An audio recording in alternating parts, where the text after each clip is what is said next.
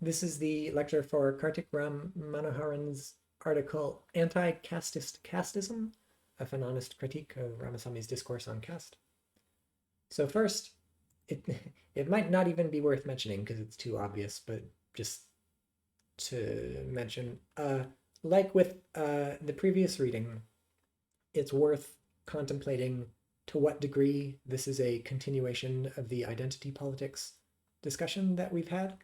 And in fact, here it's quite obvious because it is a continuation of that discussion. For instance, on page 75, when he's talking about Fanon's reaction to the negritude movement, uh, that's sort of like a very directly identity politics kind of concern. And so Fanon is not very happy with identity politics, and so that concern kind of is animating a lot of what this article discusses. So that's just point number one. Point number two, Fanon, Hegel, and the other. And so you may recall Fraser was one of the attacks she made against identity politics is the way that it sort of takes this Hegelian uh, understanding of identity and fails to draw the right conclusions from it, or fails to sort of fully understand what is going on if you have this Hegelian approach to identity. And so I'm not going to reiterate everything or anything Fraser said, but you can go back and look at that and it might be valuable. So, just go back to Fraser, hit Control F and type Hegel and find the Hegel stuff in there. Instead, I'm just going to point forward a bit to the discussion of it in this article. And the big concern is that this Hegelian approach to identity formation necessitates an other, and we're capitalizing other here for reasons we don't have to worry about. But the thought is that the identity you create is maybe even the wrong word. The identity you develop in this Hegelian process requires this sort of opposite or this other, this thing outside of you.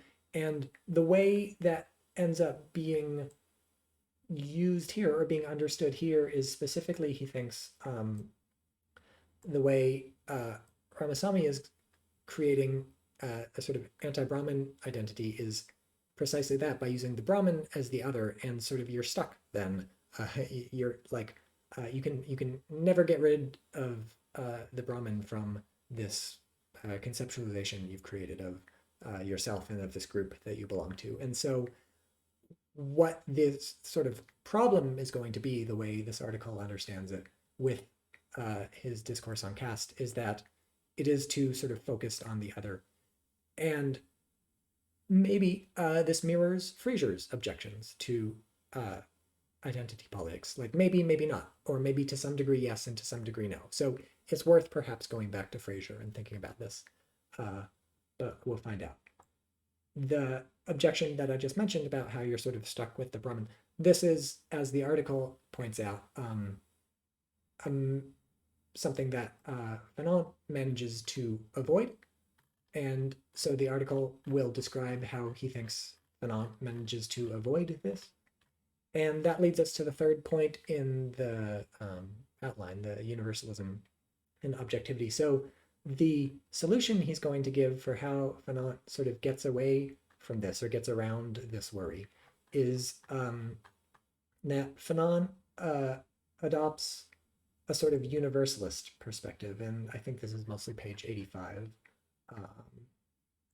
Yeah, page 84 and 85 is when he discusses this sort of universalism thing.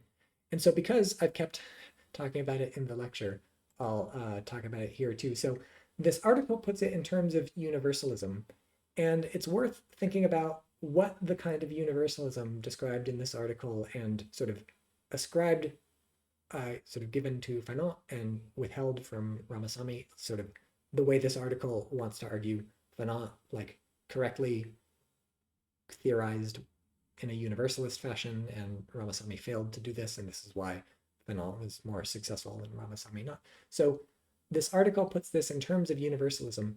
It's worth trying to think about to what extent does this universalism link up to this objectivity point we've been wondering about, which is, I don't know, is there one right answer here, or are there multiple right answers?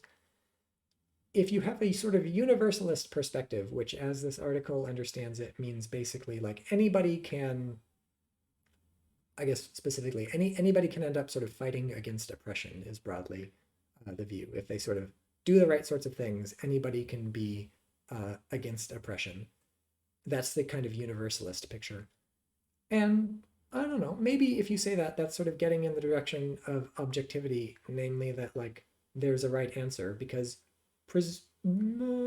perhaps if everybody can sort of do the right thing, if everybody can fight against oppression in principle, I don't know, that seems kind of like, there is a right answer, and the people who correctly apprehend the right answer, they can fight against oppression. And of course, some people won't apprehend the right answer, but that's fine. Like that happens sometimes. But like maybe you need to posit, or maybe you need to say, or maybe you need to assume, or maybe you need to think there's some sort of right answer out there if you want to be a universalist. But maybe not. I don't know. This article sort of doesn't really talk about that. Again, this article is mostly focused on the universalism part, and I don't think it gets to the objectivity part. But it's worth thinking about what is the link between those two, if indeed there is any link between the two.